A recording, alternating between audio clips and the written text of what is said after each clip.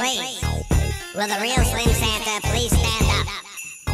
I repeat, will the real Slim Santa please stand up? We're gonna have a problem here.